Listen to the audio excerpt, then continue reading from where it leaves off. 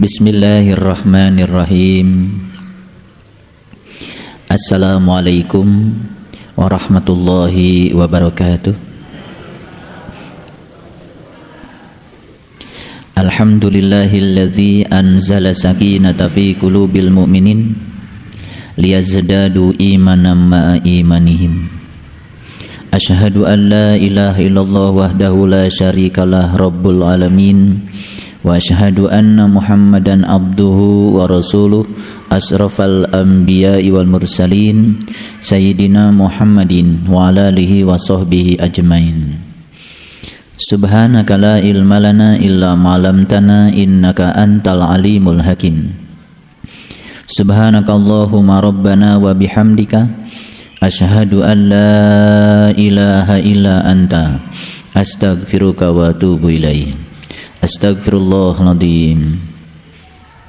Astaghfirullahaladzim. Astaghfirullahaladzim. Allazi la ilaha illa huwal hayyul qayyum wa atubu ilaih min jami'il ma'asi wa dzunub. La haula wa la quwata illa billahil aliyyil azim. Dari sejak kita terjaga tadi pagi sampai sekarang, berlimpah-limpah karunia Allah yang telah diberikan kepada kita. Kita bisa melangkahkan kaki dan masih diizinkan punya kaki, dan akhirnya sampai di tempat yang penuh berkah ini dalam keadaan sehat walafiat. Kita masih diizinkan untuk melihat, kita masih diizinkan untuk mendengar, kita masih diizinkan untuk merasakan kelezatan-kelezatan duniawi ini. Semoga kelezatan duniawi yang dititipkan kepada kita tidak menghijab untuk mendapatkan kelezatan ruhaniyah yang jauh lebih besar daripada kelezatan duniawi. Oleh karenanya, mari kita sama-sama merundukkan kepala kita, mengikhlaskan diri kita, mentawadukkan kita kepada Allah Subhanahu wa taala, seraya memujinya dengan membaca hamdalah. Alhamdulillahi rabbil alamin. Salawat dan salam mari kita sanjungkan keharibaan baginda Rasulullah sallallahu alaihi wasallam, manusia teragung sepanjang zaman yang menjadi suri teladan kita, Nabi besar Muhammad sallallahu alaihi wasallam, seraya bersalawat kepadanya. Allahumma sholli ala sayyidina Muhammad wa ala ali sayyidina Muhammad. Mari kita awali kajian kita saat ini bersama-sama mengosongkan, membuka hijab-hijab yang menghalangi datangnya rahmat Allah ke dalam diri kita. Karena ilmu Allah itu hanya akan mengalir ke tempat-tempat yang rendah. Ilmu Allah itu seperti air yang selalu mencari tempat yang rendah. Air tidak pernah tinggal di tempat yang tinggi. Demikian ilmunya Allah hanya akan hinggap pada diri-diri orang yang merendahkan hati, pada diri-diri orang yang tawadu. Orang-orang yang sombong dan merasa penuh tidak akan pernah mendapatkan giliran untuk mendapatkan ilmunya Allah. Mari kita rendahkan hati kita serendah-rendahnya, fakirkan diri kita sefakir-fakirnya di hadapan Allah, seraya membaca basmalah. Bismillahirrahmanirrahim.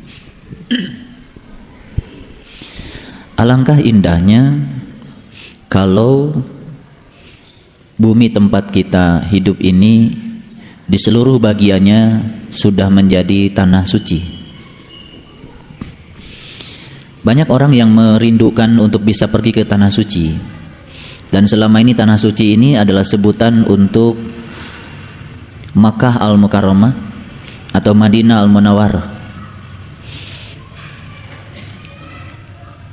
Kenapa orang merindukan tanah suci? Karena pada dasarnya orang ingin agar dia bisa merasakan sesuatu yang pernah dia rasakan pada alam asal. Sesungguhnya kita di alam asal pernah merasakan suatu kedamaian, ketentraman, kebahagiaan yang kesemuanya itu telah lama hilang dari diri setiap manusia. Lalu ketika manusia terjebak pada segala penderitaan, manusia itu kembali merindukan apa yang pernah dia rasakan di alam asal. Lalu manusia menjadi rindu untuk pergi kembali ke tanah suci. Tanah suci yang hakikat sebetulnya adalah alam asal kehidupan kita. Tanah suci yang kebanyakan orang menyebutnya Makkah Al-Mukarramah, Madinah Al-Munawwarah, yaitu juga tanah suci secara syariat. Tetapi ternyata tidak semua orang bisa menemukan kembali pengalaman kebahagiaan yang sejati yang pernah dia dapat dulu di tanah suci yang syariat itu. Banyak juga di antara orang yang pergi ke sana merasa tidak aman. Mulai dari takut kehilangan tas, takut kehilangan perhiasan, uang, bahkan takut kehilangan sendal yang bermerek yang dibawanya ke sana. Sepanjang kita masih dihantui rasa takut, berarti kita masih merasa bahwa kita tidak aman. Jadi kesimpulan, tanah suci yang syariat yang di sana itu belum bisa memberikan rasa aman. Tetapi kita rindu kan untuk pergi ke tanah suci. Lalu tanah suci itu yang sesungguhnya yang mana? Tanah suci yang sesungguhnya adalah Allah Subhanahu wa Ta'ala, tempat asal kita. Dan ketika setiap manusia sudah biasa merealisasikan sifat-sifat Allah ke dalam dirinya, maka yang pertama kali akan menjadi tanah suci yang sesungguhnya adalah tubuh kita masing-masing. Nah, kalau seluruh tubuh kita sudah menjadi tanah suci, maka dengan sendirinya bumi ini di seluruh bagiannya, di seluruh penjuru bumi ini akan menjadi tanah suci, sehingga setiap orang merasa damai dan tentram dimanapun dia tinggal. Tugas kita saat ini adalah menjadikan bumi kecil kita menjadi tanah-tanah suci yang kemudian akan berkontribusi untuk menjadikan bumi besar kita menjadi tanah suci di seluruh bagiannya. Alangkah indahnya kalau seluruh bagian penjuru bumi ini sudah menjadi tanah suci, tanah suci yang sesungguhnya. Kalau kita melihat Asmaul Husna itu, ya, asmanya Allah yang ke-99 itu As-Sabur. Ternyata puncaknya Asmaul Husna itu adalah As-Sabur. Mulai dari Ar-Rahman, Ar-Rahim, Al-Malik, Al-Qudus, As-Salam, Al-Mu'min, Al-Muhaimin, Al-Aziz, Al-Jabar, terus ke sana Al-Khaliq, Al-Bari, puncaknya itu adalah As-Sabur. Saya kira urutan nama-nama Allah itu juga memiliki hierarki, memiliki jenjang.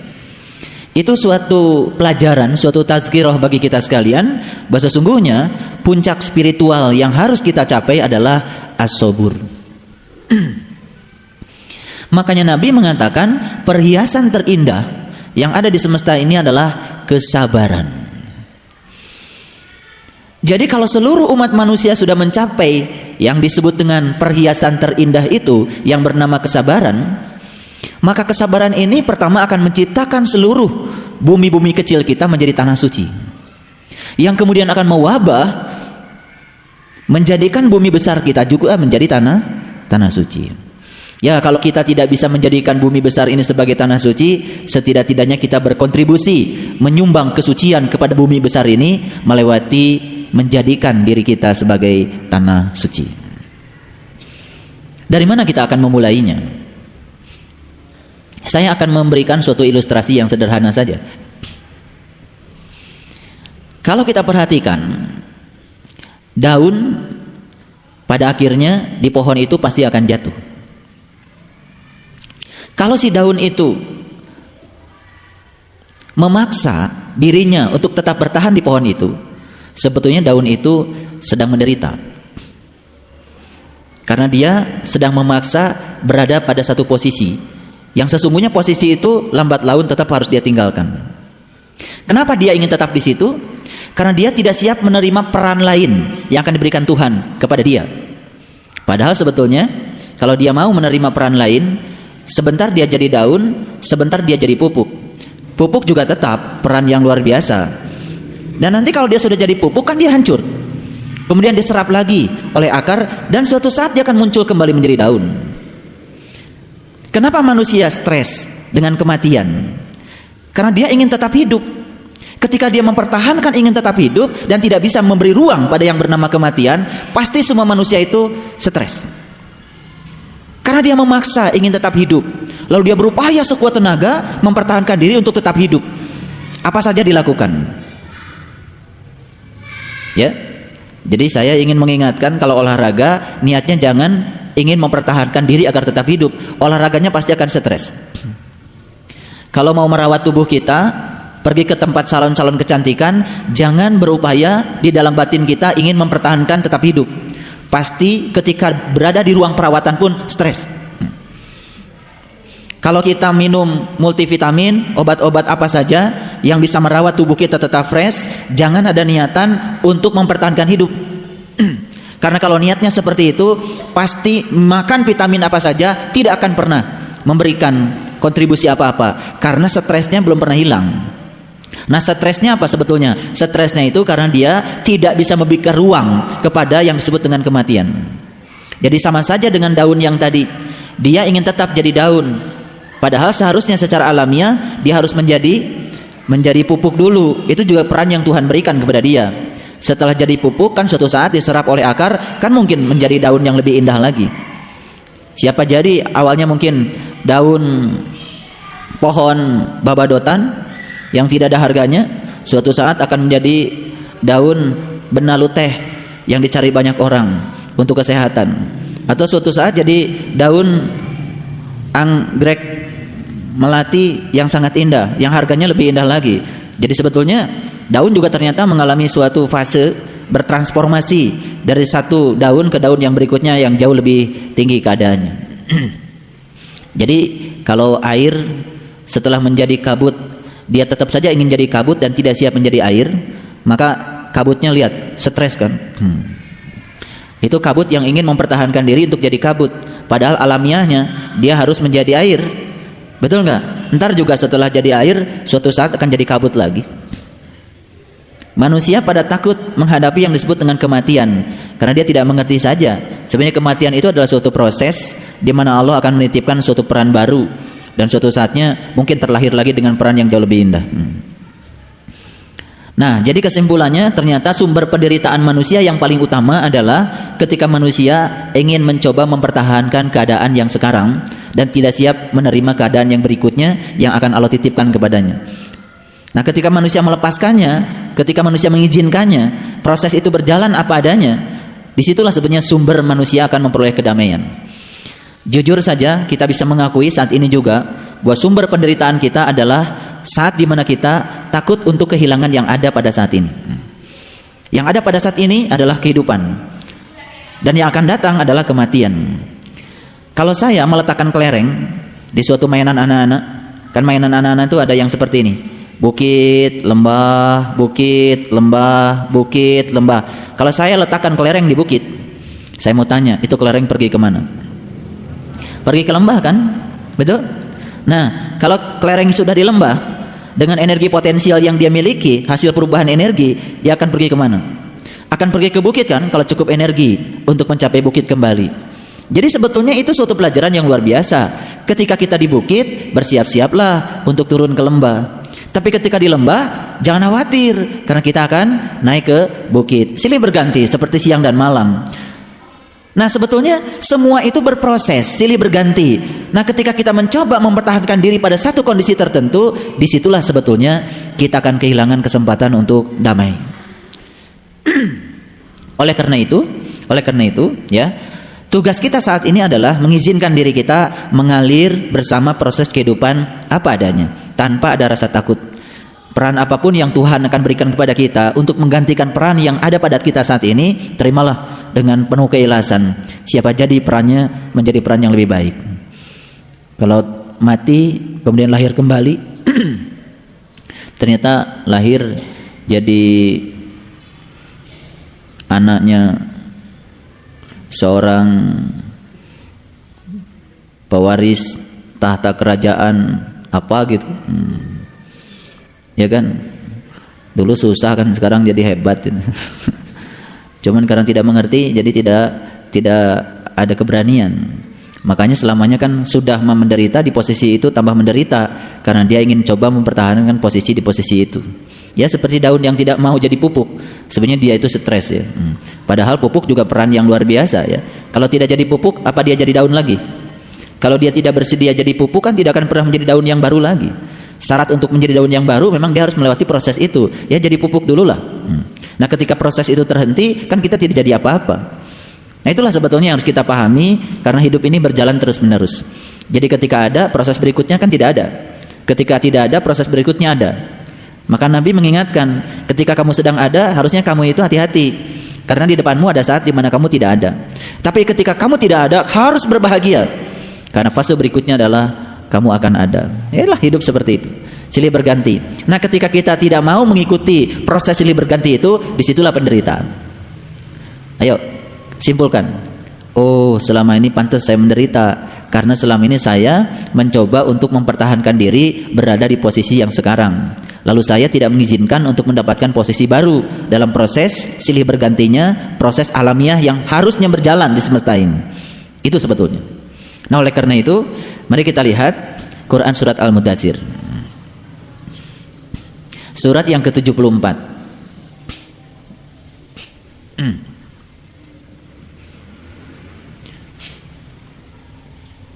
Surat yang ke-74. Sudah? Baik. Saya akan memulai mengkaji surat Al-Mudaththir tidak dari awal. Saya ingin semua melihat ayat 12, ayat 13, ayat 14, ayat 15. Kenapa saya memulainya dari sini? Nanti akan mengerti dengan mukadimah yang saya sampaikan tadi. Sekali lagi kita simpulkan dulu mukadimah kita tadi. Bapak Ibu, ayahanda, ibunda dan sahabat-sahabat sekalian, sumber penderitaan utama setiap manusia adalah karena manusia ingin tetap berada di posisinya yang saat ini. Setuju?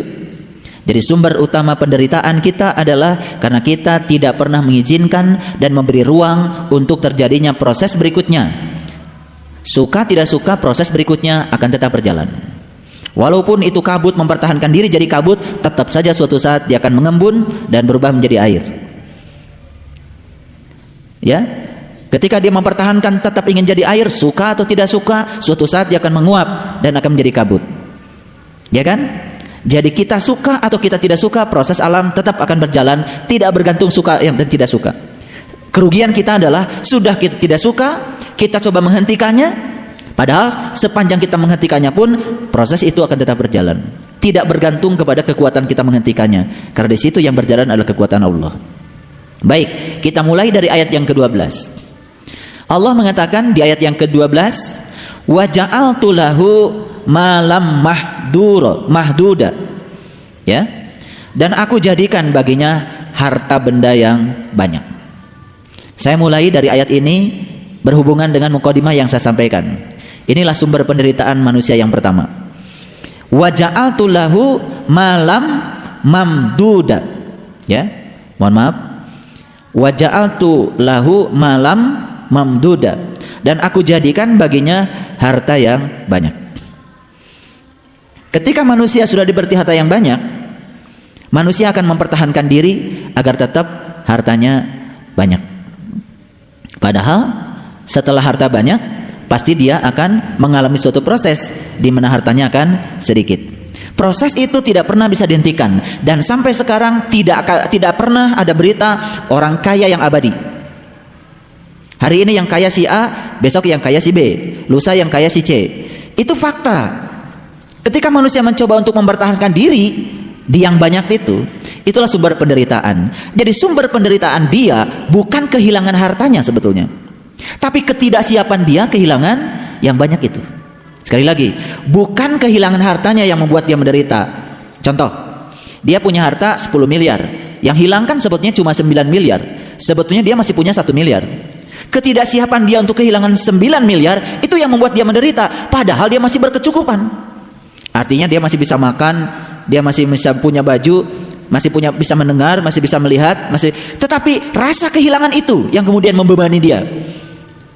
Sampai sini bisa paham? Oke, teruskan dulu yang kedua, ya.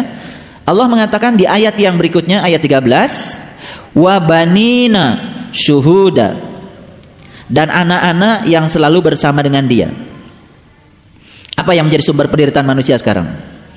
Dia punya anak 3, dia takut kehilangan salah satu dari yang 3. Padahal pada saatnya pasti akan kehilangan. Dia coba mempertahankan keadaan itu dengan cara menyiapkan diri untuk tidak siap menerima kehilangan itu. Semakin menyiapkan diri untuk tidak siap menerima kenyataan itu, sebetulnya dia sedang melakukan penyiksaan ke dalam dirinya, dan pasti dia akan menderita. Penderitaan dia sebetulnya bukan kehilangan anak, kalau suatu saat harus hilang, tetapi ketidaksiapan dia untuk kehilangan, karena dia hanya menyiapkan untuk bersama dengan mereka. Di kajian kita yang sebelumnya, bahkan saya mengatakan tak sedikit di antara kita yang bertanya kepada para kiai, para ulama, Pak Kiai, apakah nanti saya di surga akan tetap riung mungpulung dengan anak-anak saya? Yang dia pikirkan adalah riung mungpulung di surga, bukan kembali kepada Allah. Padahal urusan ruhani itu sudah bebas dari nasab. Urusan ruhaniah itu sudah bebas dari pertalian darah. Urusan surga saja masih dikait-kaitkan dengan urusan nasab.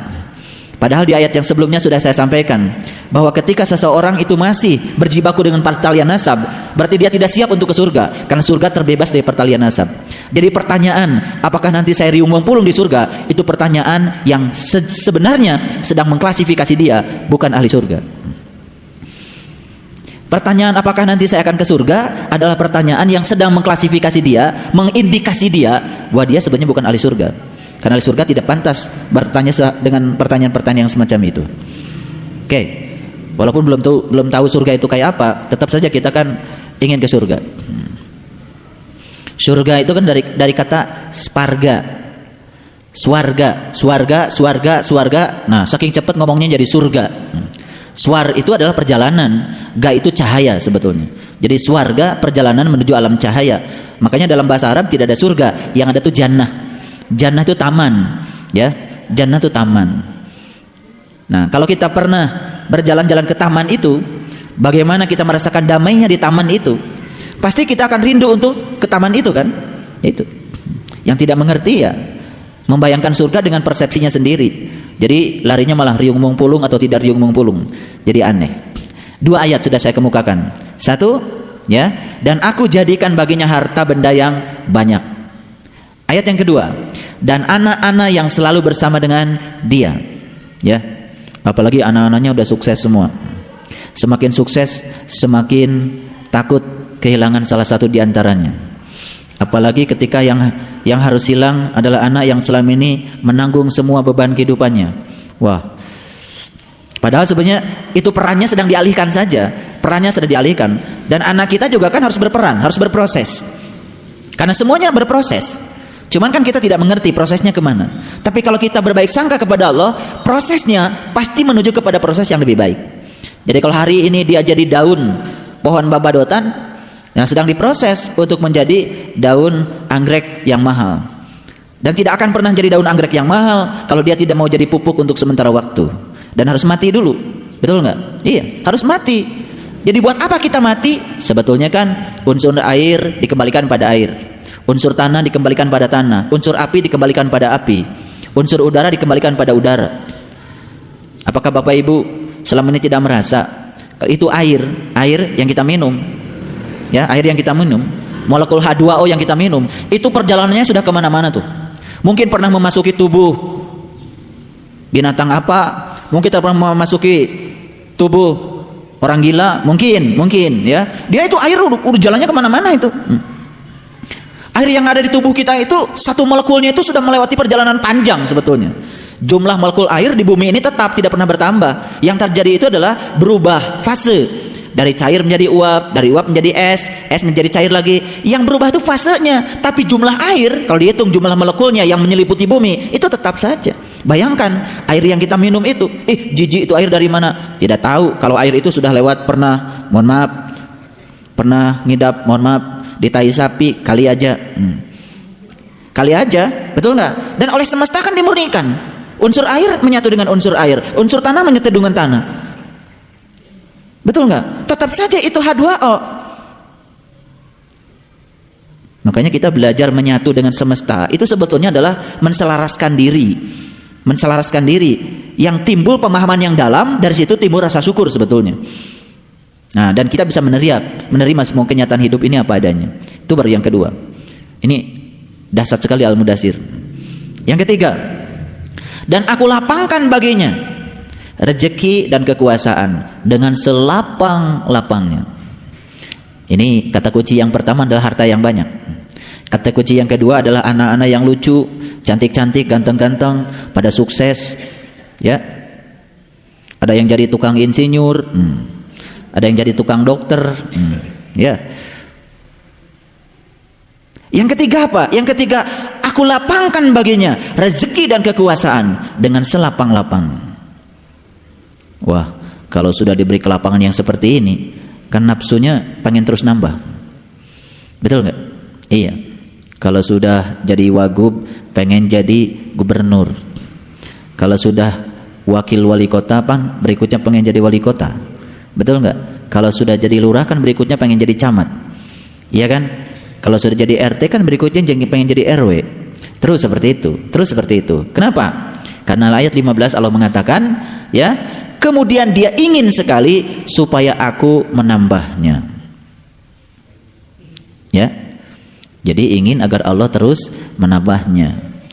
Makanya dia cari doa-doa mustajab. Dia cari kiai-kiai yang bisa menaklukkan Allah. Ya kan? Dia cari tempat-tempat yang Allah takluk di tempat itu.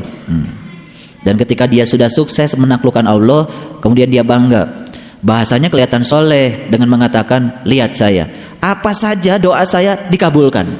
Sebetulnya itu bahasa halusnya, bahasa kasarnya kan dia sedang pameran pada orang, lihat nih gue sudah jadi Fir'aun. Gitu sebetulnya bahasa kasarnya. Karena gue sudah bisa ngatur Tuhan, dan Tuhan takluk pada apa saja yang diperintahkan saya, Tuhan mau ikut pada saya. Nah, ketika orang sudah sampai di tingkat itu, soleh atau salah? Tapi kalau orang sudah begitu juga tetap aja kalau sholat kan bilangnya wa ana minal muslimin. Tetap aja ya. Wa ana minal muslimin. Tidak mengatakan wa ma ana minal muslimin. Enggak ada yang mengatakan sesungguhnya aku bukan lagi muslim. Karena yang muslim adalah Allah. Karena Allah sudah berserah diri pada keinginan-keinginanku. Rubah apa bacaan sholatnya? Tidak. Bacaan sholatnya tetap saja wa ana minal muslimin. Aku adalah orang yang berserah diri. Tetap aja bacaan sholatnya kayak gitu. Baik, kita urutkan dulu ya. Yang pertama adalah kepada kita mungkin saja Allah akan menganugerahkan rezeki yang banyak. Kepada kita Allah akan menganugerahkan apa itu? Anak-anak yang lucu-lucu, yang ganteng-ganteng, yang akan selalu bersama dengan kita. Yang ketiga, akan ditambah lagi kelapangan oleh Allah selapang-lapangnya. Apa saja yang kita mau Allah kasih. Dan yang keempat, pasti yang selanjutnya kata Allah, Dia ingin agar aku terus menambahnya. Gitu. Ketika kita ingin Allah terus menambahnya, berarti kita tidak siap ketika Allah menguranginya. Betul? Nah, saya mau katakan sebelum saya membahas lebih jauh Al-Mudaththir, inilah sumber-sumber penderitaan manusia. Ini sumber utamanya. Ya? Oke. Nah, bagaimana caranya kita membebaskan diri dari segala sumber penderitaan ini? Dari mana kita harus memulainya melangkah dalam hidup ini? Saya akan memulai dari ayat yang pertama. Bismillahirrahmanirrahim. Ya ayyuhal mudaththir. Hai orang-orang yang berselimut. Jadi ini hampir sama dengan Quran surat Al-Muzammil. Nadanya hampir sama. Perbedaannya di mana? Nanti kita akan lihat ya. Quran surat Al-Mudaththir jauh lebih dalam, jauh lebih tegas dibandingkan Quran surat Al-Muzammil. Yang dihaikan adalah orang-orang yang berselimut. Saya sudah menegaskan di ceramah saya yang sebelumnya, selimut kita ada dua. Ada selimut jasmani yang menutupi tubuh kita, ada selimut ruhani yang menutupi jiwa kita. Kalau selimut tubuh gampang nariknya. Tapi kalau selimut ruhani tidak ada yang bisa menolong kita untuk menariknya kecuali diri kita sendiri. Ya. Nanti kalau saya ketiduran tolong ya selimut ini tarik biar saya kedinginan dan saya bangun. Gampang nyuruh orang. Tapi kalau selimut ruhani yang mentidurkan kita dalam tidur yang sangat panjang. Jadi ketika diberi harta yang banyak, anak-anak yang lucu yang selalu bersama dia, itu selimut-selimut itu. Selimut-selimut. Ya. Dan selimut-selimut itu akan semakin menenteramkan dia. Makanya di Quran surat Yunus dikatakan, innal ladzina la yarju liqa'ana. Orang-orang yang tidak rindu untuk jumpa dengan aku. Waradu bil hayati dunya, karena dia sudah diselimuti oleh dunia. Wajma'annu biha, bahkan dia sudah merasa tentram dengan dunia itu. Ulaika ma'wahumun nar bima kanu yaksibun. Tempatnya adalah neraka disebabkan apa yang dia kerjakan. Jadi jangan menganggap kalau orang yang sedang berselimut dunia dengan kemewahan, dia sedang tinggal di surga. Belum tentu. Ketika dia takut kehilangan yang dia punya, maka dia sebenarnya sedang tinggal di dalam neraka sesungguhnya. Ya. Alangkah indahnya ketika kita diselimuti oleh dunia yang penuh berkah. Nah, dunia yang penuh berkah adalah dunia yang bisa mengantarkan jiwa kita mengalami suatu transformasi kedewasaan yang disebut dengan kedewasaan spiritual.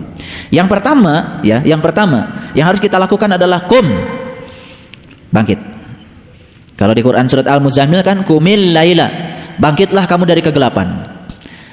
Nah, itu Quran surat Al-Muzammil itu lebih spesifik. Kalau di sini itu lebih luas lagi, bangkit. Kita sendiri yang harus mengerti posisi kita saat ini. Kita sedang berada di mana? Kita harus bangkit dari apa? Yang sedang putus asa sekarang, bangkitlah dari keputusasaan. Ya, yang baru saja kehilangan sesuatu, bangkitlah dari perasaan kehilangan. Yang baru saja kesedihan karena baru mengalami peristiwa yang sangat menyedihkan, bangkitlah dari kesedihan. Ayat ini berlaku sangat luas.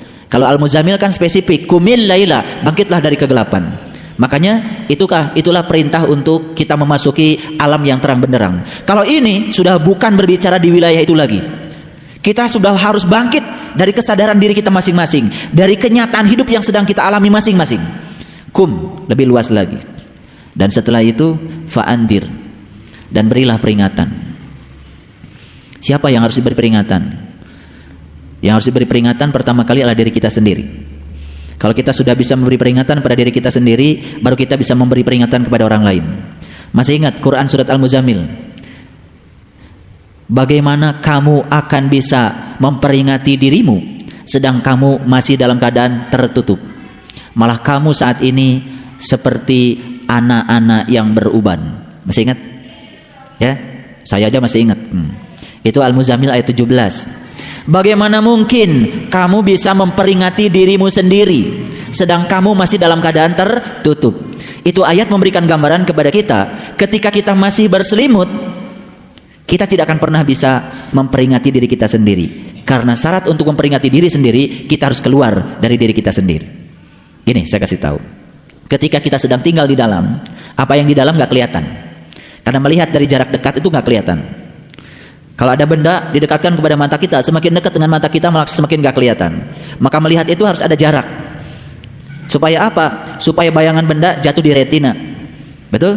Nah, kalau tidak jatuh di retina, geser sedikit ke depan atau geser sedikit ke belakang, pakai kacamata negatif atau positif. Jadi kacamata ini kan sebetulnya tugasnya adalah mengembalikan bayangan yang jatuh tidak di retina, digeser oleh kacamata, gitu. Makanya kan ada proses pembiasan dulu di sini. Jadi kalau kita dekat dengan sumber yang kita lihat, gak kelihatan. Nah, kalau kita ingin melihat diri kita, kita harus keluar dari diri kita. Nah, ketika kita keluar dari diri kita, melihat diri kita, baru kita bisa memperingati kita. Nah, bagaimana cara keluarnya? Nah, kalau kita tinggal di bumi kan harus ke langit. Betul nggak? Kalau kita melihat dari langit, dari ketinggian, segala sesuatu menjadi kelihatan jelas. Berarti kita harus naik ke ketinggian. Yang ditinggikan apanya? Yang ditinggikan kesadarannya. Kalau kita berada di kesadaran materi, masuklah ke kesadaran energi. Melihat kesadaran materi dan kesadaran energi itu kan jelas. Kalau kita berada di kesadaran jasmani, masuklah kepada kesadaran ruhani. Melihat di kesadaran ruhani itu lebih jelas. Itu namanya out of the box. Meningkatkan kesadaran pada dasarnya adalah meningkatkan posisi kita untuk melihat diri kita lebih dalam. Paham? Jadi bayangkan kalau saya misalkan meletakkan diri kita di kesadaran materi.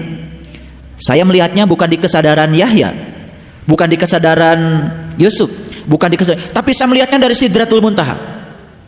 Saya melihatnya dari puncak kesadaran. Semua kesadaran-kesadaran yang lebih rendah dari kesadaran puncak kelihatan. Nah, ketika kita melihat di kesadaran puncak, semua kesadaran-kesadaran yang di bawah itu akan kelihatan. Tapi kalau kita melihat kesadaran materi kita di kesadaran materi, kita nggak bisa lihat. Kenapa selama ini kita ngaji nggak sukses-sukses? Karena kita posisinya di kesadaran materi. Kita pun memandang kesadaran kita di kesadaran materi. Akibatnya yang harus kita lihat nggak kelihatan. Kesalahan-kesalahan kita, kekonyolan-kekonyolan kita di kesadaran materi tidak kelihatan karena kita tinggal di kesadaran materi. Maka kita harus naik pada kesadaran yang lebih luas lagi, yang lebih tinggi lagi. Paling tidak melihat kesadaran materi dan kesadaran energi lain pasti. Lain. Nah, ini agak ilmiah sedikit. Nah, makanya di sini ada kata-kata bangkit dulu. Apa yang harus kita bangkitkan? Yang harus kita bangkitkan adalah kesadaran. Yang paling tahu kesadaran kita ada di mana? Diri kita.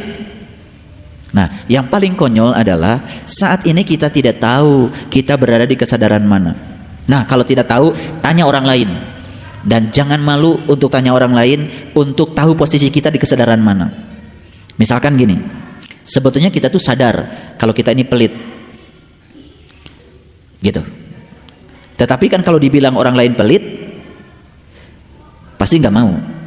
Ya kan? Nah, sekarang kita berada di kesadaran materi. Pelit itu salah satu kesadaran materi. Kita melihat kepelitan kita dari kesadaran materi. Harusnya kita tanya orang lain yang sudah membebaskan diri dari kesadaran materi. Tolong dong, lihat saya. Kenapa bisa? Kok saya gini-gini saja? Nah, ketika orang lain mengatakan, habis ibu tuh sebutnya pelit.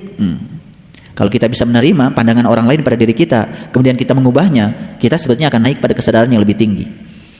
Nah, kalau kita tidak bisa menerimanya, kita akan terus bergumul di kesadaran itu. Akibatnya apa? Kita tak akan bisa melihat benda pada jarak yang dekat. Kita tidak akan melihat kesadaran materi kita salah andai kita melihat di kesadaran materi juga. Makanya itulah pentingnya kita meningkatkan di kesadaran yang berikutnya. Sekarang Bapak Ibu sudah merasakan, ketika kita melihat segala sesuatu di kesadaran yang lebih tinggi, beda kan? Betul nggak? Orang yang melangkahkan kaki tanpa kesadaran beda dengan orang yang melangkahkan kaki dengan kesadaran. Ya Allah, terima kasih. Hari ini saya masih punya kaki untuk melangkah. Bahkan saya masih bisa melangkahkan kaki. Sementara orang yang seusia saya terbujur di rumah sakit karena mengalami stroke. Dia punya kaki tapi tidak bisa melangkah. Ya Allah, saya masih punya kaki dan saya masih bisa melangkah. Terima kasih kaki, hari ini Engkau masih melayani aku untuk pergi kemanapun yang aku mau. Kan kita ini kan baru sadar betapa pentingnya kaki nanti kalau sudah tidak punya kaki lagi. Kita baru sadar pentingnya kaki kalau kaki kita sudah tidak melangkah lagi. Sama seperti kita punya gigi. Kalau tidak sedang sakit gigi, sembarangan kita menggunakan gigi. Betul? Tapi begitu sakit gigi satu, di samping teu aya nu ngalongok teh nyeri huntu mah. Nyerina ka bina-bina. Walaupun ada kata, ada lagu, lebih baik sakit gigi daripada sakit hati, itu mah lagu. Tetap aja dua-duanya sakit. Ya, sakit gigi kan yang paling parah. Sakitnya luar biasa, teu aya nu ngalongok. Rek ngabejaan batur isin, ya. Nah, atuh makin nyeri huntu, pasti tara ngosok gigi. Pasti mulutnya bau kan gitu. Jadi interpretasinya terlalu jauh. Makanya tidak pernah ada orang SMS mohon doa restunya karena sahabat kita sedang sakit gigi. Taraya. Jadi oleh karena itu ketika kita sedang sakit, salah satu anggota tubuh kita, disitulah kita baru merasakan betapa berharganya yang kita miliki. Nah, orang yang punya kesadaran, dia punya gigi dalam keadaan sadar, beda dengan orang yang punya gigi dalam keadaan tidak sadar. Coba, orang yang punya gigi tidak sadar, dia tidak pernah memperhatikan fungsi gigi yang sebenarnya. Dia tidur pun dalam keadaan tidak gosok gigi. Nah, kalau orang yang sadar, waduh, saya mau tidur. Jangankan mau tidur, mau lama saja tidak makan-makan, dia gosok gigi dulu supaya mulutnya dalam keadaan bersih. Setelah makan dibersihkan lagi, kan seperti itu. Karena dia ingin agar giginya tetap bersama dengan dia. Nah, kalau itu lain lagi. Bukan keinginan mempertahankan gigi agar tetap bersama dia, tapi dia sedang bersyukur atas gigi yang dia terima. Beda itu kasusnya. Bukan ketakutan kehilangan gigi. Kalau suatu saat setelah dipelihara hilang juga, itu kan hukum alam. Memang suatu saat juga akan hilang. Betul nggak? Iya. Subhanallah. Baik, kita teruskan. Kum, bangkitlah, fa'andir, dan berilah peringatan. Nah, saya ingin menjelaskan lebih dalam lagi tentang berilah peringatan. Ternyata seseorang baru akan bisa keluar untuk memperingati keluar kalau dia sudah bisa memperingati dirinya sendiri. Syarat utamanya apa? Dia harus keluar dulu dari segala kungkungan yang membatasi dirinya. Makanya di Quran surat Al-Muzammil kan dikatakan, bagaimana mungkin kamu akan bisa memberikan peringatan sementara kamu dalam keadaan tertutup? Malah kamu justru berjalan pada satu hari yang di hari itu kamu seperti anak yang beruban. Ya kan? Anak yang beruban. Sudah tidak perlu dibahas lagi. Anak yang beruban artinya orang tua yang sudah beruban tetapi sifatnya masih kayak anak-anak. Makanya banyak di antara kita yang menua kembali menjadi anak-anak. Pasti ada yang salah itu. Yang salah adalah masalah spiritualnya. Pasti. Ada yang salah. Harusnya tidak begitu. Baik. Nah, kemudian Allah mengatakan wa rabbaka fakabbir, dan Tuhanmu agungkanlah. Ini perintah bukan? Perintah. Kalau kita disuruh mengagungkan Tuhan, artinya kita disuruh untuk tidak mengagungkan yang lain selain Tuhan. Betul nggak? mengagungkan diri sendiri, mengagungkan harta kita, mengagungkan jabatan kita, mengagungkan apa yang kita miliki, yang kita sebut kehormatan kita. Ini perintah ini harus dimaknai dalam, ya, wa rabbaka fakabir, dan Tuhanmu agungkanlah. Jadi di sini kan Tuhan memberikan batasan, Tuhanmu saja yang diagungkan. Jadi artinya ini perintah juga untuk tidak mengagungkan apa saja selain dari Tuhan. Ya, kebiasaan kita mengagung-agungkan yang bersifat tidak abadi, yang rusak, yang fana, itu harus dibuang jauh-jauh. Ya. Kemudian yang berikutnya adalah wasiyabaka fatohir, dan pakaianmu bersihkanlah. Merujuk kepada kitabnya Imam As-Sajili yang berjudul Imam As-Sajili Hidib dan Doanya. Itu judul kitabnya. Di situ dikatakan wasiyabaka fatohir, itu bersihkanlah pakaianmu. Yang dimaksud adalah, yang pertama adalah pakaian iman, yang kedua adalah pakaian Islam, yang ketiga adalah pakaian tauhid, yang keempat adalah pakaian ma'rifat. Jadi ada 4 pakaian yang harus dibersihkan. Yang pertama pakaian iman, yang kedua pakaian Islam, yang ketiga pakaian tauhid, yang keempat pakaian ma'rifat. Apa itu pakaian iman? Dan kenapa harus dibersihkan? Ya. Sesuatu itu harus dibersihkan kalau sesuatu itu kan kotor. Betul kan? Sesuatu itu harus dibersihkan kalau sesuatu itu kotor. Ya. Nah, yang imannya masih kotor harus dimurnikan. Yang Islamnya masih kotor harus dibersihkan. Yang tauhidnya masih kotor harus dibersihkan. Yang ma'rifatnya masih kotor harus disucikan. Gitu. Saya ambil contoh satu saja, Islam. Islam itu apa artinya? Pasrah. Ya. Pasrah itu kan ada yang setengah pasrah, 1/4 pasrah, 1/3 pasrah, 2/3 pasrah, ada yang pasrah total. Oke? Nah, sekarang kita tanya pada diri kita, pasrah kita itu ada di tingkatan mana? Oh, saya alhamdulillah Pak, pasrahnya sudah total. Baik. Kalau pasrah total berarti kita sudah bisa membumikan pernyataan kita di dalam doa iftitah. Inna sholati wa nusuki wa mahyaya wa mamati lillahi rabbil alamin la syarikalah wa bizalika umirtu wa anna minal muslimin. Pertama, sholatnya untuk Allah, ibadahnya untuk Allah, hidupnya untuk Allah, matinya untuk Allah. Setelah itu gak cukup, wa bizalika umirtu, dan siap menerima perintah apapun yang datangnya dari Allah. Jadi bukan sekedar sholatnya untuk Allah, hidupnya untuk Allah, ibadahnya untuk Allah, matinya untuk Allah, tetapi ada tambahan, wa bizalika umirtu, dan siap menerima perintah apapun yang Allah berikan padanya. Wa anna minal muslimin, baru itu disebut seorang muslim yang pasrah total. Pertanyaan dikerucutkan lagi, apa iya hidup kita untuk Allah? Gitu kan? Siapa yang hidupnya untuk Allah? Kita urut dulu. Kita ini pencipta atau ciptaan? Ciptaan. Ada nggak penciptanya? Ada. Yang tahu kita ini dihidupkan di sini, diadakan di sini dengan peran yang diberikan kepada kita di sini siapa? Allah. Jauh sebelum ibu bapak kita merencanakan kita ada, Allah sudah merencanakan kita ini ada. Jadi jauh sebelum kita ada, Allah sudah merencanakan kita ada. Pertanyaan saya sekarang, yakin nggak kalau kita ada di sini direncanakan oleh Allah? Untuk siapa? Untuk Allah. Kalau kita direncanakan oleh Allah untuk Allah, berarti kita punya hak nggak untuk merencanakan hidup kita kayak apa? Ini nih, dikuliti dulu yang dalam.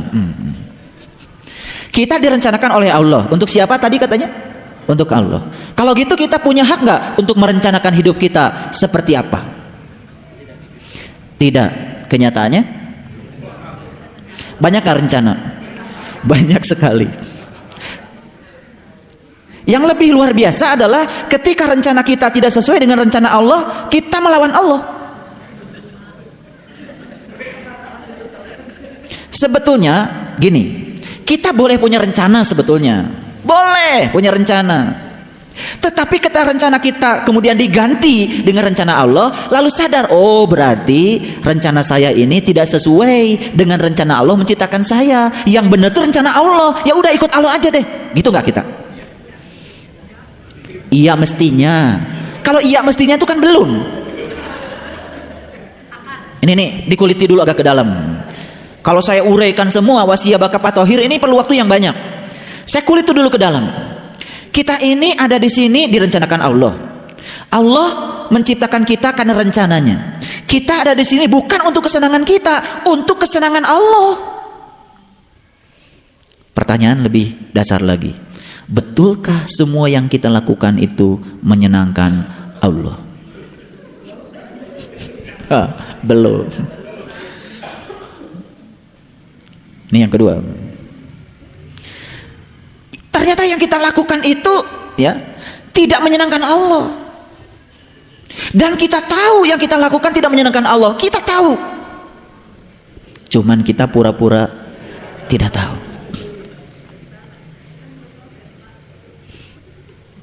Iya, itu alasan filsafatnya begitu. Terus we berproses. Dugikeun ka mana? Ulangi lagi. Kita dicipta oleh Allah, direncanakan oleh Allah, tapi kenyataan kita sering punya rencana yang berbeda dengan rencana Allah. Ketika rencana kita diganti dengan rencana Allah, kita tidak mau terima. Katanya Allah Maha tahu, tapi kita suka sok tahu. Tapi kita berani mengatakan wa mahyaya lillahi rabbil alamin. Hebat ya? Nekat nggak? Hidupku untuk Allah. Kenapa kita nekat? Karena kita terlalu biasa mengucapkan sesuatu tanpa tanggung jawab. Karena kita tidak pernah tahu kesalahan kita. Kenapa? Karena kita berada di kesadaran itu, kita pun memandang di kesadaran itu. Tidak pernah ngengken kepada orang lain, tolong lihat saya, tolong tegur saya, karena Anda lebih sadar daripada saya. Pernah nggak begitu? Ya, nggak. Pernah nggak? Ibu aja, kacaroge, cing bapak. Ilih aya kelepatan ibu ari ninggal ti deukeut mah da hese sugan we pang ningalikeun ku bapak kan tos kitu tara oh kadang ya ya sekali atau sekali-kali subhanallah. Jadi harusnya kita ini kalau dicipta oleh Allah untuk Allah, harusnya kita ini setiap hari melakukan tindakan yang menyenangkan Allah, karena Allah menciptakan kita untuk kesenangannya. Yang terjadi kita setiap hari melakukan tindakan yang tidak membuat Allah tersenyum. Wah, kalau dikaitkan dengan itu, sebetulnya pakaian Islam kita masih kotor atau sudah bersih? Masih kotor ya. Iraha tuh bersihna proses.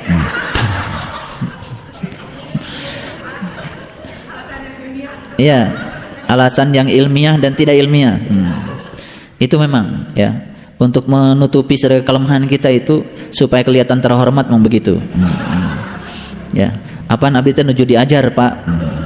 Diajar wae, ira hasil diajar. Subhanallah. Itu baru satu. Bayangkan saja yang saya ambil contoh baru satu. Tingkat kepasrahan kita kepada Allah. Saya sering mengatakan dua hal. Satu, segala sesuatu dalam hidup ini pasti akan berubah dan berakhir. Kenyataannya kita tidak siap berubah, bahkan tidak siap, apalagi kalau harus berakhir.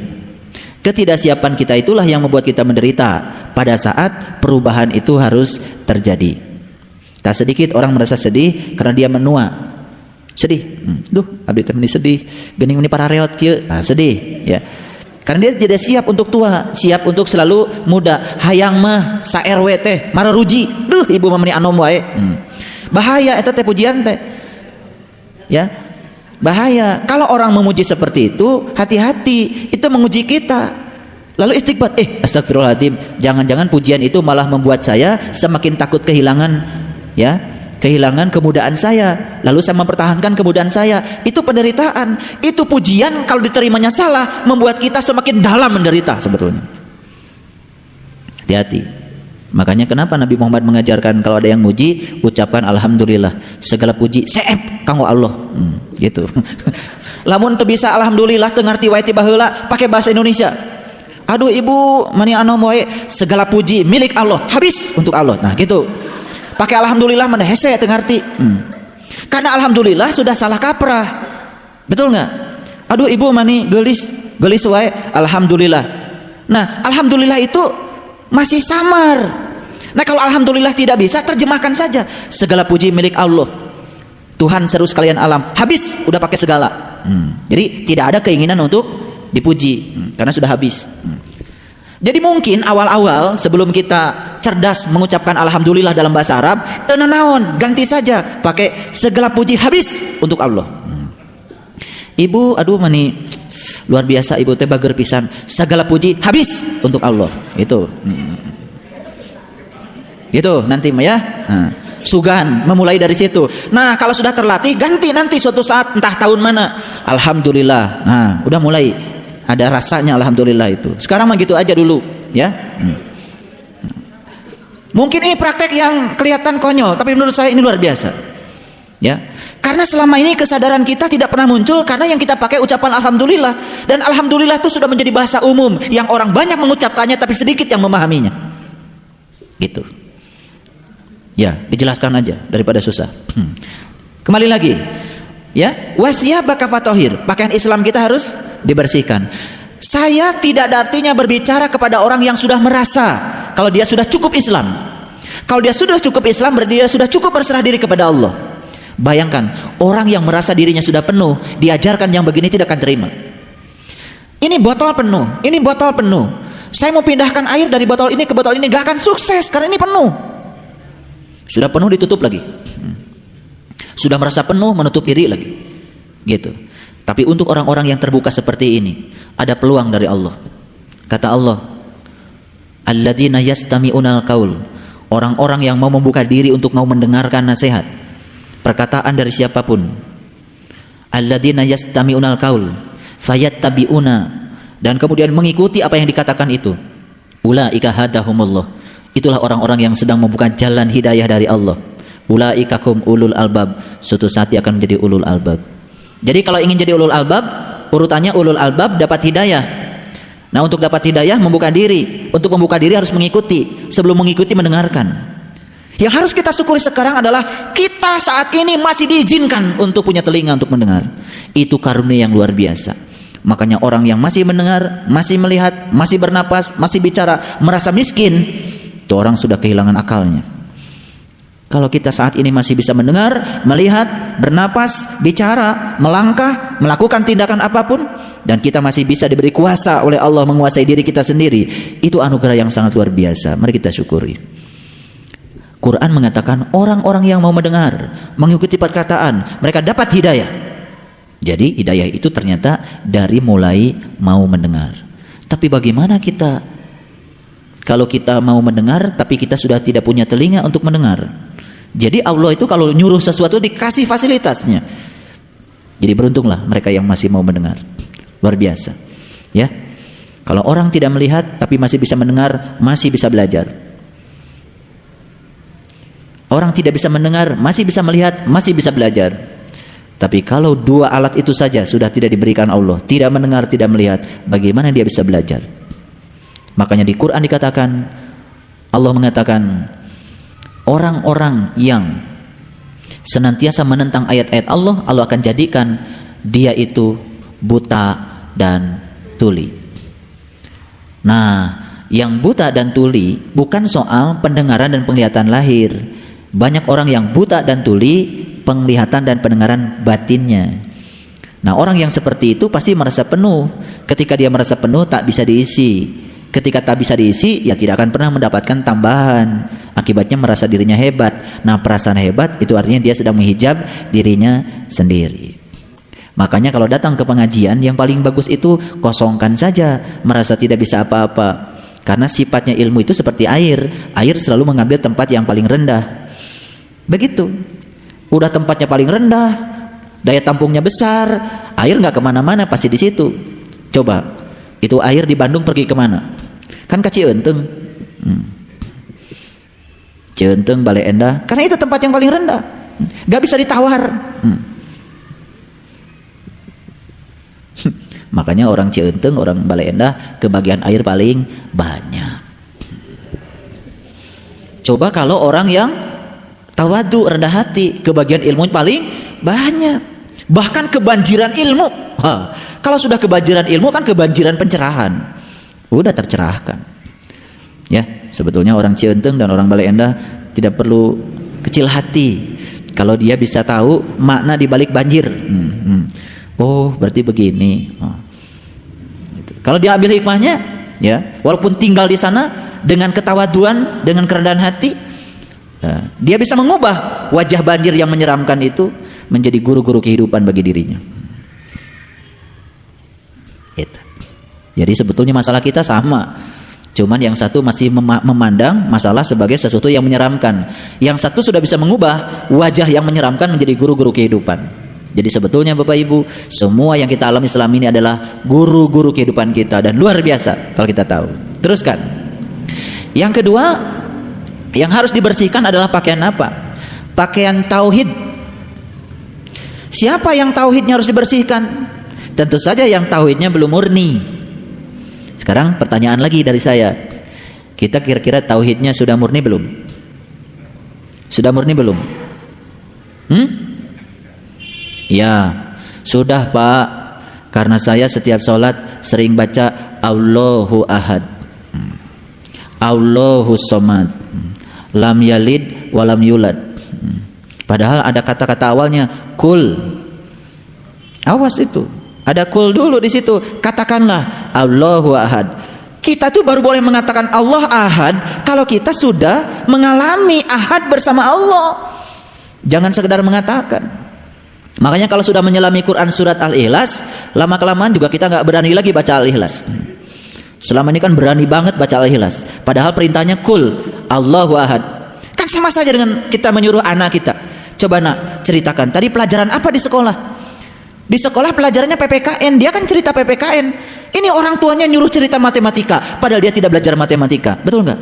Allah tidak pernah nyuruh kita mengatakan Allahu Ahad sepanjang kita belum mengalami ahadnya bersama Allah. Allah tidak menyuruh kita mengatakan Allahu Somad sebelum kita bergantung hanya kepada Allah saja. Bayangkan betapa nekatnya kita, belum mengahad dengan Allah sudah bilang Allahu Ahad, padahal kata Allah kul Allahu Ahad. Loh, kata Allah, kok kamu berani ngatain kamu belum ahad bersama aku? Yang kedua, Allahu Somad, Allah tempat aku bergantung. Kata Allah, kapan kamu bergantung pada saya? Selama ini gantungan-gantunganmu bukan aku. Tempat kamu bergantung banyak. Banyak? Banyak atau sedikit? Biasanya susah kalau nggak dikasih contoh. Enggak Pak, saya tidak bergantung pada apa-apa. Ayo, suka khawatir nggak kalau uang kita berkurang? Saya nggak bergantung pada uang Pak. Sekarang kata Allah, uangnya diambil. Khawatir nggak? Khawatir. Sedih nggak? Sedih. Bergantung pada jabatan yang diambil, sedih nggak? Sedih. Jadi tempat bergantung kita banyak, tapi kita berani bilang Allahu Somad. Sudah murni nggak tauhid kita kira-kira? Belum. Wah, ternyata Pak kumaha Pak tos ngaos sakitulami di Miskatul Anwar geningan tauhidna masih kotor kene, cacak ngaji masih kotor, komo mun teu ngaji. Jangan nyalahkan saya. Ya kan? Ngaji saja kayak gitu keadaannya, gimana kalau nggak ngaji? Betul nggak? Jadi masih beruntung, ya. Pak, aduh, saya tuh udah ngaji tapi suka ngomongin orang saja. Ngaji aja masih ngomongin orang, gimana nggak ngaji? Terusin ngajinya, ya. Terusin, lumayan, ya. Mungkin ngomongin orangnya kemarin sehari 10, sekarang sehari tinggal 9, gitu kan udah berkurang 1. Itu kemajuan. Ya. Jadi yang harus kita bersihkan pertama pakaian iman, pakaian Islam. Pakaian iman adalah pakaian keterbukaan. Ya, iman itu kan al-iman tasdiqun bil qalbi wa iqrarun bil lisan wal amalun bil arkan. pakaian iman, pakaian keterbukaan. Segala hijab yang menghalangi kita dengan Allah, itulah yang menutupi iman kita. Sekarang saya mau tanya, masih ada hijab gak antara kita dengan Allah? Masih. Ya, itu harus dibersihkan. Ya. Yang kedua, pakaian Islam, pakaian kepasrahan. Pasrah kita kepada Allah juga harus dibersihkan sampai pasrah total. Yang ketiga, pakaian tauhid. Ya. Tauhid itu bukan ilmu mengesahkan Tuhan, tapi ilmu mengesah bersama Tuhan. Untuk menyatu dengan Allah ternyata susah. Kenapa? Karena Allah tidak akan pernah hadir ya pada diri-diri orang yang kotor. Syarat Allah menghadiri diri kita saat kita bersih. Yang keempat, pakaian ma'rifat, pakaian pengenalan.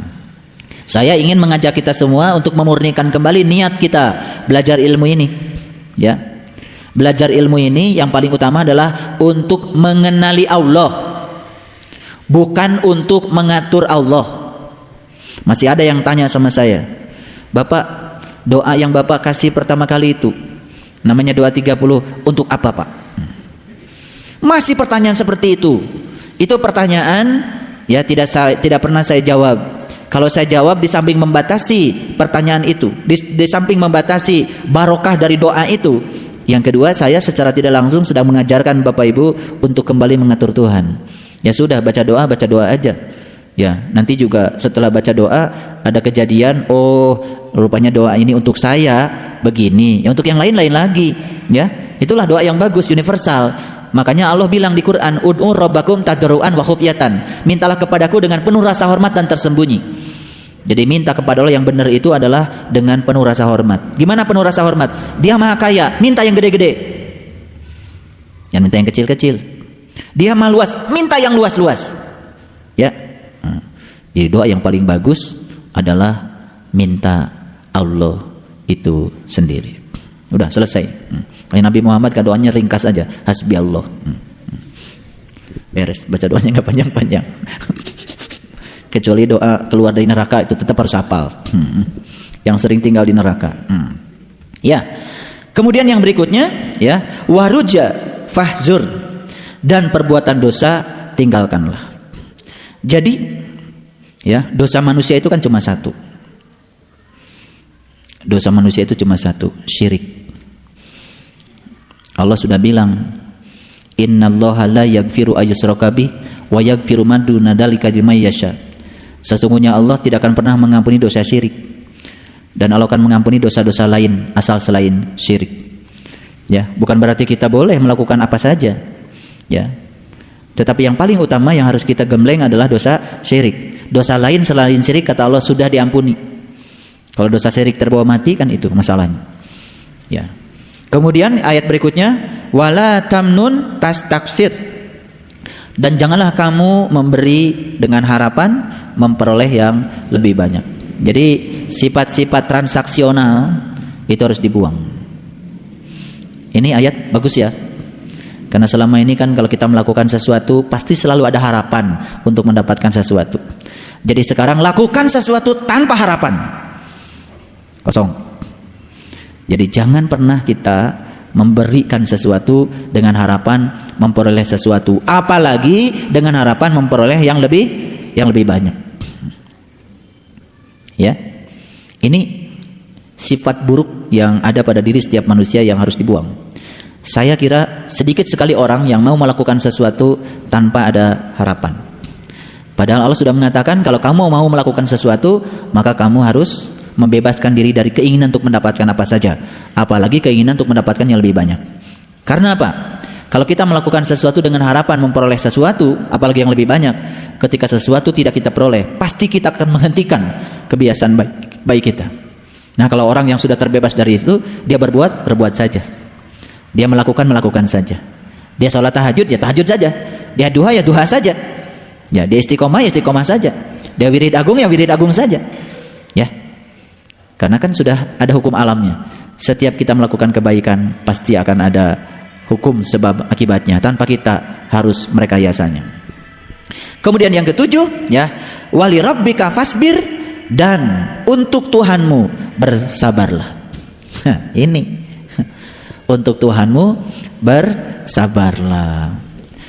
Jadi dikembalikan lagi kepada tadi, kita ini kan ada di sini untuk Allah, bukan untuk kita, karena kita dicipta, ya. Kenapa orang bikin HP? Karena si pembuatnya punya keinginan terhadap fungsi dari HP ini. Oke? Ketika HP-nya difungsikan sesuai dengan yang menciptakannya, si penciptanya itu pasti senang. Setiap tombol-tombolnya digunakan sebagaimana adanya, senang pasti. Makanya sebelum kita pakai ini HP, baca dulu manual tentang penggunaan HP. Kalau manualnya dibaca, semua fitur-fitur yang ada di sini bisa difungsikan. Luar biasa. Jadi ini ciptaan Tuhan ini, tubuh kita, di dalamnya banyak fitur-fitur yang luar biasa. Dan itu sudah dituliskan di manualnya. Manualnya adalah ini, Al-Quran. Nah, ada lagi manual yang lebih hebat dan luar biasa di dalam. Makanya seringlah kita baca. Jadi sebetulnya ketika Bapak Ibu sedang memandang ke alam nur ala nur dengan mata basyirah, sebetulnya Bapak Ibu sedang membaca buku manual tentang bagaimana jalan hidup kita supaya fungsional sesuai dengan yang Allah mau. Makanya puncaknya orang-orang spiritual adalah dia itu berpasrah total kepada Allah.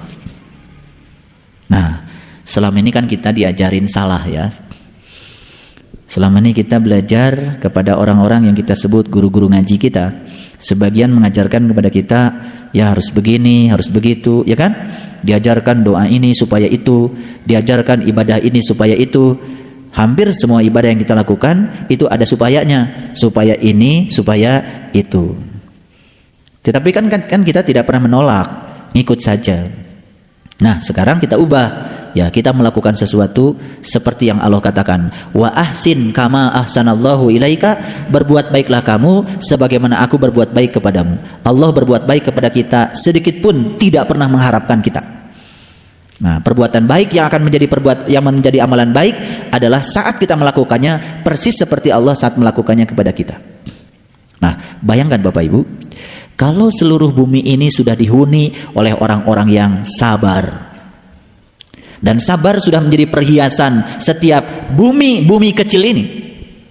Makanya sekejap bumi besar ini akan menjadi tanah suci. Ayo kita bareng sama-sama menjadikan bumi besar ini sebagai tanah suci. Tidak ada lagi percekcokan, tidak ada lagi pertikaian, tidak ada lagi kata-kata kotor, tidak ada lagi fitnah, tidak ada lagi orang yang menghakimi orang lain. Bayangkan. Inilah visi besarnya spiritual, inilah visi besarnya agama. Terlalu kecil kalau tanah suci itu hanya Mekah dan Madinah. Kasihan mereka-mereka yang tidak punya ongkos. Kita sekarang harus punya visi yang besar dalam kehidupan ini. Ya Allah, kehadiran aku di sini, pakailah olehmu menjadi kepanjangan tanganmu untuk mewujudkan bumi besar ini menjadi tanah suci. Izinkan aku untuk memulainya dari sekarang dengan cara membangkitkan seluruh perhiasan-perhiasan indah di bumi kecilku. Yang paling utama adalah sabar. Ketika sabar itu sudah menjadi perhiasan yang luar biasa di bumi kecil ini, dan setiap bumi-bumi kecil ini sudah mengkontribusikan perhiasan yang indah, sekejap bumi yang besar ini menjadi tanah suci. Ayo, saya mengajak semuanya kita melakukan tindakan untuk menjadikan bumi besar ini tanah suci. Tidak melihat lagi sampah berserakan di mana-mana. Yang kita lihat adalah keteraturan. Yang kita lihat adalah keindahan. Biarkan gunung tumbuh kokoh, gagah. Biarkan seluruh hewan melakukan kehidupan apa adanya untuk melakukan keseimbangan dengan semesta ini. Kalau kita melihat keadaan bumi yang sekarang ini sudah carut marut, mungkin kita putus asa. Karena kita baru sadar kalau hidup kita hanya saat ini. Tetapi kalau kita sadar bahwa kita akan terus hidup, hanya berganti baju saja, kita akan memiliki visi yang lebih besar, menjadikan bumi besar ini sebagai tanah suci. Ayo, di tanah suci tidak ada lagi umpatan. Di tanah suci tidak ada lagi kata-kata kasar, apalagi membicarakan orang. Di tanah suci tidak ada lagi kebencian. Di tanah suci tidak ada lagi kemarahan. Dan inilah bibit awal bumi kita akan menjadi surga yang indah. Ayahanda, ibunda, dan sahabat-sahabat yang dirahmati Allah Subhanahu wa taala. Kita lanjutkan ke ayat yang berikutnya. 8. Apabila ditiup sangkakala. Kembali lagi kita bicara soal sangkakala. Jadi semua ayat akhirnya kembali ke situ lagi, ke situ lagi. Makanya semua orang mengajarkan untuk meningkatkan kesadaran kita menuju kepada kesadaran yang lebih tinggi. Semua guru-guru suci mengajarkan olah nafas. Ketika kamu marah, coba olah nafasmu. Tarik perlahan, keluarkan. Tarik perlahan, keluarkan. Hanya dengan 3 tarikan nafas, kemarahan itu sudah sirna menjadi kasih sayang. Wajah yang menyeramkan sudah berubah menjadi guru-guru sejati kita. Itu yang diajarkan oleh para suci. Makanya Quran pun selalu mengajarkan ketika sangkakala ditiup, ketika sangkakala ditiup, ketika sangkakala ditiup. Karena kecerdasan emosi, cara melatihnya adalah olah nafas. Maka waktu itu adalah waktu yang sulit, terutama bagi orang-orang yang masih tertutup. Hal itu tidak mudah.